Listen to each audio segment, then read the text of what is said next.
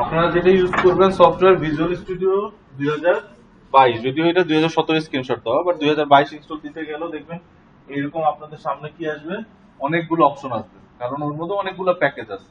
But সব package আমাদের install দেওয়ার দরকার নেই, আপনারা দিতে চাইলে সেটা আপনাদের ব্যাপার, বাট সব প্যাকেজ আমাদের দরকার নেই। আমাদের যেটা দরকার এই যে দেখেন .NET ডেস্কটপ ডেভেলপমেন্ট, এটার মধ্যে চেক দিলে ডান পাশে গুলো অটো চেক হয়ে যাবে, ওটা নিয়ে আপনার চিন্তা করা লাগবে না। আপনি জাস্ট এইটা চেক দিবেন, দেন কি করবেন, ইনস্টল করবেন। কথা বুঝতে পারছি? ইনস্টল যখন দিতে যাবেন 2022 এর ডাউনলোড দিবেন, ঠিক আছে, কমিউনিটি এডিশনটা ডাউনলোড দেওয়ার পর যখন চালাই ইনস্টল করতে যাবেন তখন আপনার কাছে এমন একটা অপশন আসবে, অবশ্যই যেটা সিলেক্ট করবেন, কোনটা সিলেক্ট করবেন, .NET ডেস্কটপ ডেভেলপমেন্ট। এটা সিলেক্ট করলে আমাদের এই কোর্সে যা যা দেখা দরকার ওই সম্পূর্ণ কম্পোনেন্ট গুলো কি হয়ে যাবে, ইনস্টল হয়ে যাবে। এখন ধরে নেন ইনস্টল হয়ে গেছে, ঠিক আছে। এরপরে কি করে, যে কোনো সফটওয়্যার আমরা কি করি, রান করি বা ওপেন করি নাকি? জেনারেলি ওপেন করি আমরা কিভাবে, সফটওয়্যারের যে আইকনটা আছে ওটা ডেস্কটপে আসলে আমরা ডাবল ক্লিক করেই ওপেন করে ফেলি, ঠিক আছে। আচ্ছা, জেনারেল কেসে ডাবল ক্লিকে ওপেন করে ফেললে কোনো সমস্যা নাই, বাট আপনাদের আমি প্র্যাকটিস করতে বলবো যেটা, যে ভিজুয়াল স্টুডিও সবসময় ওপেন করার সময় কি করবেন, ভিজুয়াল স্টুডিওর যে আইকনটা আছে, আপনার আমার আইকনটা এখানে দেওয়া আছে, আপনার আইকন এখানেও থাকতে পারে, আইকনটার উপরে কি করবেন, রাইট বাটন ক্লিক করবেন, ঠিক আছে। রাইট বাটন ক্লিক করে আবার এখানে দেখবেন ভিজুয়াল স্টুডিও 2022 আছে, সেটার উপর রাইট বাটন ক্লিক করলে দেখেন একটা অপশন আসবে, রান অ্যাজ অ্যাডমিনিস্ট্রেটর। কি আসতেছে, আপনাদের যদি এখানে থাকে আইকনটা, আপনাদের আইকনটা যদি এখানে থাকে, রাইট বাটন ক্লিক করে ডাইরেক্ট দেখবেন এই অপশনটা চলে আসবে, কি, রান অ্যাজ অ্যাডমিনিস্ট্রেটর। ল্যাবে ট্রাই করলেন না, ল্যাবে ট্রাই করলে যেটা হবে যে আপনাদের কাছে অ্যাডমিনিস্ট্রেটর পাসওয়ার্ড চাইবে, এটা নাই তো পারবেন না। বাসায় যখন প্র্যাকটিস করবেন অবশ্যই এটা ট্রাই করবেন। এটা কেন ট্রাই করবেন, কারণ আমাদের ভিজুয়াল স্টুডিওর মধ্যে অনেক সার্ভিস আছে বা অনেক লাইব্রেরি আছে যেগুলো ডাইরেক্ট কি সাথে করে, ওয়েব এর সাথে কমিউনিকেট করে, ওয়েব কে কি করে, কমান্ড দেয়। ওয়েব এর অনেক জিনিস আছে না, অ্যাডমিনিস্ট্রেটর মোডে না থাকে কাজ করতে দেয় না, হয় না, ফেস করেন না, অনেক সময় কাজ করতে গেলে বলে অ্যাডমিনিস্ট্রেটর মোডে লগইন করেন বা অ্যাডমিনিস্ট্রেটর প্রিভিলেজ দেন বা অ্যাডমিনিস্ট্রেটর ইউজার হিসেবে করেন, বুঝতে পারতেছি। তখন ওই টাইপের সার্ভিস গুলো কাজ করবে, জেনারেল কেসে আমরা যে প্রোগ্রাম লিখব ওগুলো কাজ করবে, ঠিক আছে। বাট ওইখানে ইরোরটা যেভাবে দেখাবে ওটা বুঝতে বুঝতে 2-3 দিন পার হয়ে যাবে, ঠিক আছে। এর জন্য আমি বলছি যখনই আপনার বাসায় ওপেন করবেন, এটা তো সহজ একটা জিনিস, ওপেন করার সময় কি করবেন, প্র্যাকটিসে কি করবেন, ডাবল ক্লিক না করে রাইট বাটন ক্লিক করে রান অ্যাজ অ্যাডমিনিস্ট্রেটর মোডে অন করেন। তখন আপনার আর ওইটা নিয়ে চিন্তা করা লাগবে না, আমি যেটা ইউজ করতেছি ওটা অ্যাডমিনিস্ট্রেটর মোড দরকার না দরকার না। কথা বুঝতে পারছি? আচ্ছা, তো আমরা অন করি, আপনারাও আমার সাথে সাথে করেন। আপনাদের আনএজ অ্যাডমিনিস্ট্রেটর দেওয়া লাগবে না, আপনারা ডাবল ক্লিক করেন ডাইরেক্ট। কোনটা চালাবেন, ল্যাবের পিসি দিয়ে কোনটা চালাবেন, ভিজুয়াল স্টুডিও 2022 বা 2017 বা 2019 যেটাই দেওয়া আছে, মানে 15 দেওয়া আছে, তাহলে ভিজুয়াল স্টুডিও 15 যেটাই দেওয়া আছে ওইটা ওপেন করবেন, ভিজুয়াল কোড না। ভালো মতো বুঝে বাবা, ওইখানে অনেক সময় দেখবেন ভিজুয়াল কোড ইনস্টল দেওয়া থাকতে পারে, ঠিক আছে। আপনারা কোনটা ইউজ করবেন, ভিজুয়াল স্টুডিও 2022 15 17 যেটাই আছে এখানে দেওয়া, আর ভিজুয়াল কোড ওপেন করলে এইরকম একটা স্ক্রিন আসার কথা।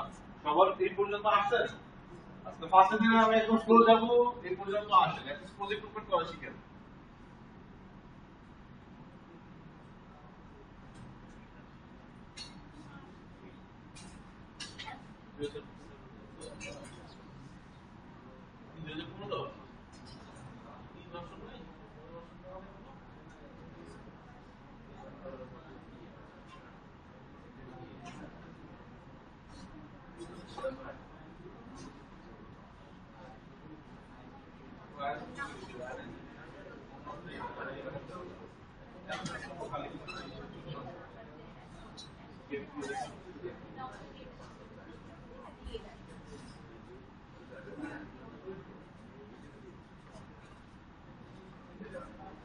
আচ্ছা দেখেন, 2017 থেকে যাদেরটার মধ্যে 2017 বা 17 উপরের ভিজুয়াল স্টুডিও ইনস্টল দেওয়া আছে তাদের অবশ্যই এরকম স্ক্রিন আসছে, ঠিক আছে।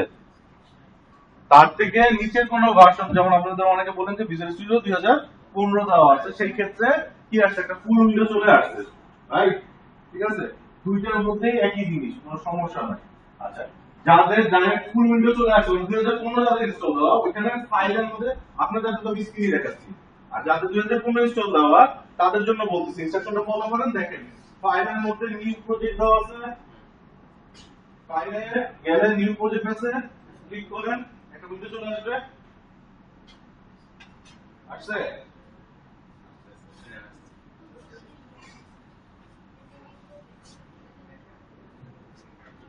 আচ্ছা, আবার এদেরটা দেখেন, এটা জাস্ট প্রজেক্ট ওপেন করাটা, ঠিক আছে? আচ্ছা, আর যাদের এই স্ক্রিন আসছে তাদের দেখেন এখানে একটা অপশন আছে ক্রিয়েট আ নিউ প্রজেক্ট, দেখতে পাচ্ছেন? Create a new project. আচ্ছা, ক্রিয়েট আ নিউ প্রজেক্টে যখন যাব, ঠিক আছে, আমার তো এখানে অলরেডি ফিল্টার করা আছে, কারণ আমি কোন প্রেফারেন্সে প্রোগ্রাম করি ওর জানা আছে অলরেডি। আপনারা যেমন ফার্স্ট টাইম যখন ট্রাই করবেন, তারপরে ও আপনার প্রেফারেন্সটা কি করবে, ধরে রাখবে, ক্যাশ মেমোরিতে রেখে দিবে। আচ্ছা, আপনি ধরো হয়তো বা এখানে ডান সাইডে দেখেন অনেক টাইপের প্রজেক্ট দেখাচ্ছে, ঠিক আছে? আর উপরে সার্চ অপশনও আছে, 2015 আলাদা বলতেছি না, তারপরে ঠিক আছে? আপনারা কি করবেন, বাম পাশ থেকে ল্যাঙ্গুয়েজ আমরা কোনটা শিখবো, ডটনেট ফ্রেমওয়ার্ক শিখবো, বাট ওটার জন্য কোন ল্যাঙ্গুয়েজ ইউজ করবো, সি শার্প। সো বাম পাশে এখানে ল্যাঙ্গুয়েজ থেকে কোনটা সিলেক্ট করবেন, সি শার্প। আমরা যে ডেভেলপমেন্ট করতেছি সেটা হলো উইন্ডোজ প্ল্যাটফর্মের উপর ডেভেলপমেন্ট করতেছি, প্ল্যাটফর্মে কি সিলেক্ট করবেন, উইন্ডোজ। আর ডান পাশে অ্যাপ্লিকেশন টাইপে সিলেক্ট করবেন হলো কি, কনসোল। কথা বুঝতে পারতেছি? 2015 জনের কাছে আমি পরে আসতেছি, তখন আপনার কাছে দেখবেন অপশন কমে আসবে। কনসোল অ্যাপের মধ্যে ভালো মতো খেয়াল করে দেখেন, কনসোল অ্যাপের মধ্যে আবার দুইটা ভার্সন আছে, কনসোল অ্যাপ ডটনেট ফ্রেমওয়ার্ক। আমরা কোনটা শিখবো, কনসোল অ্যাপ ডটনেট ফ্রেমওয়ার্ক। এই পর্যন্ত সবাই আসতে পারছি? 2015 কার কাছে সবগুলো 2015।